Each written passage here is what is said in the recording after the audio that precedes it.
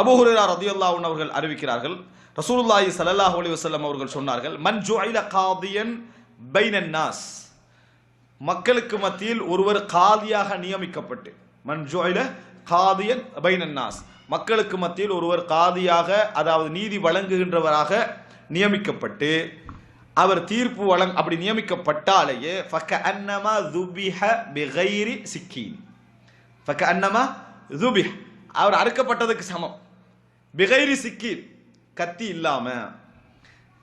இல்லாம அறுக்கப்பட்டதுக்கு சமம் என்பதற்கு இரண்டு விளக்கம் சொல்றாங்க. ஒன்று பயங்கரமான கொலை, அது என்னது பயங்கரமான கொலை, என்ன முறையானதை கொண்டு அறுக்காது. இன்னொரு சொல்றாங்க இல்ல குற்றுயிரும் குலவுயிரும் ஆகிக்கிறது. பிகைரி கத்தி இல்லாத ஏதாவது கிடையாது அப்படின்னு எடுத்து அறுத்தாட எப்படி இருக்கும்?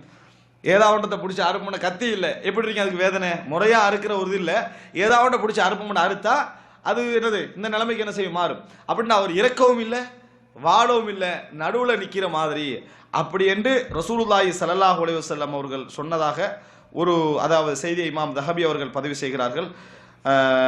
அல்லாஹு ஆலம். இது சம்பந்தம் இந்த ஹதீஸுடைய நிலை சம்பந்தமாக எனக்கு என்ன செய்யலை எதுன்னு விளங்கலை, சம்பந்தமாக கொஞ்சம் பார்க்கணும்.